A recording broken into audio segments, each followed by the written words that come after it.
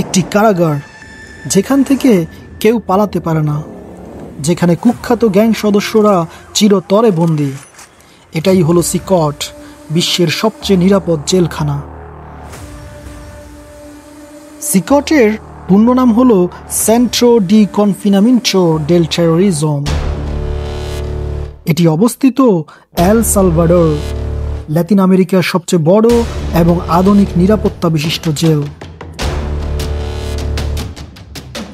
2023 সালে এটি চালু করেন দেশটির প্রেসিডেন্ট নাইব বুকেলে, যার নেতৃত্বে দেশ জুড়ে চলছিল গ্যাং বিরোধী অভিযান। Andan rumores que quieren empezarse a vengar de la gente honrada. Hagan eso y no va a haber un tiempo de comida en las cárceles. A ver cuánto tiempo duran sus homeboys allá adentro. সিকটে একসাথে 40,000 বন্দী রাখার ব্যবস্থা আছে। প্রায় সবাই MS-13 ও Barrio 18 এর মতো ভয়ঙ্কর গ্যাংয়ের সদস্য। MS-13 and many other gangs. They said they're people. They're not people. These are animals. এই জেলে নাই কোনো বিলাসিতা, না আছে ফোন, না আছে সাক্ষাৎ, না আছে স্বাধীনতা। প্রতিটি বন্দীকে 24 ঘন্টা নজরদারিতে রাখা হয়।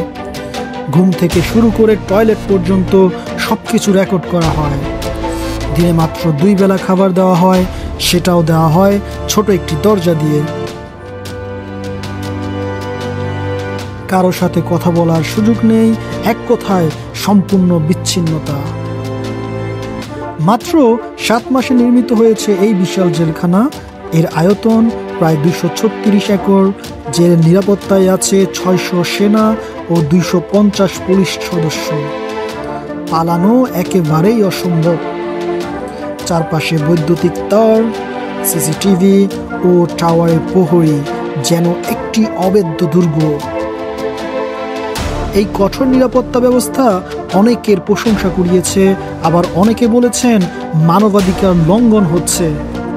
যদিও বিতর্ক আছে, কিন্তু একটা জিনিস নিশ্চিত, সিকট শুধু একটি জেল নয়, এটি একটি বার্তা, একটি কড়া বার্তা।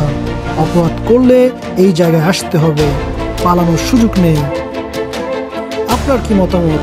সিকট কি অপরাধ কমানোর সমাধান, নাকি এটা অনেক বেশি কঠোর? কমেন্টে জানাবেন। আর ভিডিও ভালো লাগলে লাইক ও সাবস্ক্রাইব করতে ভুলবেন না।